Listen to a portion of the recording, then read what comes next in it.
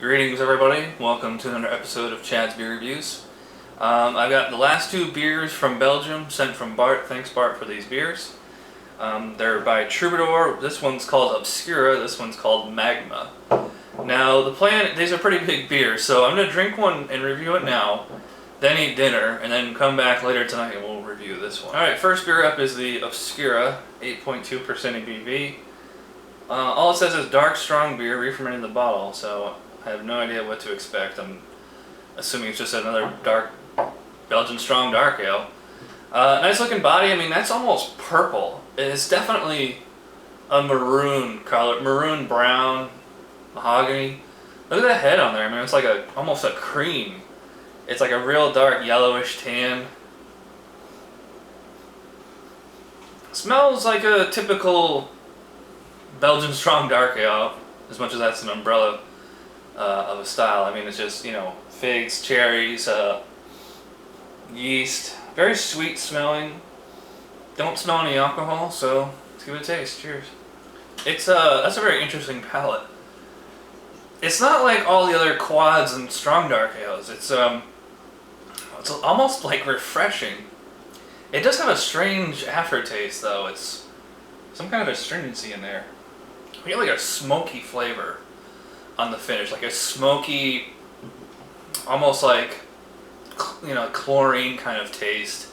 I think it's probably because I put the whole bottle. It didn't say to leave the yeast in or pour it out. I mean, I usually pour it out unless they say otherwise.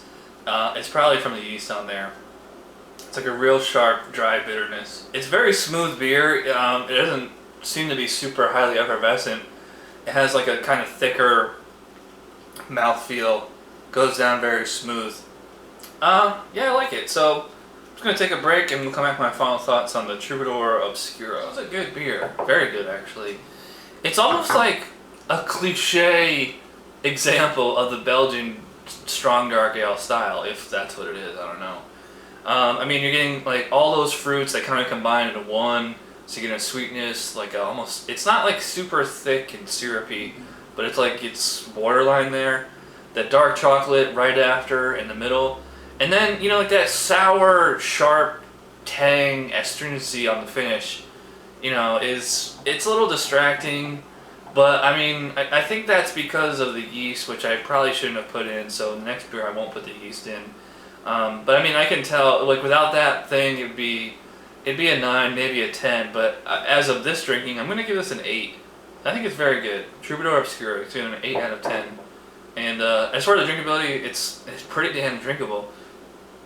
I drink this thing really quick. I mean, it's nice, soft, gentle mouthfeel. It's not super fizzy and peppery like a lot of, like a Chimay Blue or anything like that. So, yeah. So we'll move on. I'm going to eat dinner, take a break, and we'll come back with the Magma. Cheers.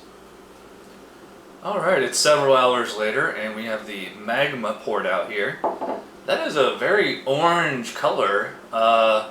Just straight up orange marmalade type color and a nice off-white kind of foamy, soapy, sudsy head on here. It smells like the label says it's an amber ale, but this smells like an IPA to me. It's very hoppy, very floral. I'm getting tangerine, I'm getting tropical fruits. It's almost like in that West Coast IPA category, not quite as like sharp bitterness in the nose. It's more like a fruitiness. It doesn't really smell like a Belgian beer, so let's give it a taste. I made a point of not pouring the yeast in this one, so a little bit of beer in the bottle there. It's not quite American IPA, but it is noticeably hoppy for a Belgian beer. Belgians don't tend to go as nuts as we do with hops. So it's kind of the, you know, like a juicy nectar kind of sweetness across the front, and the second half has like more of a dry kind of citrusy bitterness to it. This one's much thicker, even as thick as the other one was. This is even thicker. It's bordering on a sticky syrupiness, like you would get like in an Imperial IPA or something like that. What's really interesting though is like it doesn't really have any Belgian qualities about it per se. I mean, if I was drinking this blind, I think I was drinking, either a West Coast Imperial IPA or just like some kind of an Imperial American Amber Ale.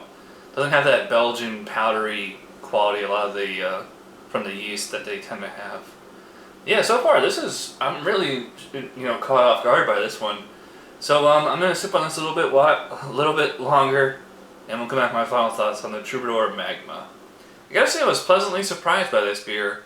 I was just writing my text review on the break, and I googled it, and it turns out this is, according to Rate Beer and Beer Advocate, it is a Belgian IPA. And I never actually had an IPA from Belgium before. I've had Belgian style American IPAs, but this is the real deal. It's funny because it's a Belgian IPA, but it can so easily be mistaken for a West Coast, or even certain East Coast ones, like a Southern Tier Gemini or Unearthly IPA, where it's that real thick, rich stickiness, bordering on the barley wine territory, but it has that West Coast, Midwest, where it's light floral, light citrus, the juicy nectar of tropical fruits. Really tasty. I was getting the carbonation stuck in my throat, so this one's the drinkability on this one's a little lower than the Obscura, but it goes down pretty smooth otherwise. Hops do linger for a bit, but it's very, very tolerable. It's not like it's a ruination or anything where it just totally dries you out. I'm gonna add the rest of the bottle here, see if it makes any difference. Tastes pretty much the same. It got a little bit more dry. I think that's the only kind of flaw to this one. I mean, this kind of reminds me of a Ballast Point or Stone Ruination or Bell's Two Hearted, but it's a little bit more dry. That's typical of Belgian beers though, because of their yeast. But yeah, I really like it. In fact, I'm gonna give this one a 9 out of 10. It's that good. Yeah, so 9 out of 10 for the Troubadour Magma. I mean, I have no idea if these beers are available in America, sent from Bart in Belgium. Thanks, Bart, for the beer. But if you see this one, pick it up. Although, I mean, it kind of defeats the purpose because it's so West Coast-ish that it's you might as well just have a Ballast Point or a Stone or something like that. So, yeah, so thanks for watching this episode of Chad's Beer Reviews. I will see you next time. Cheers.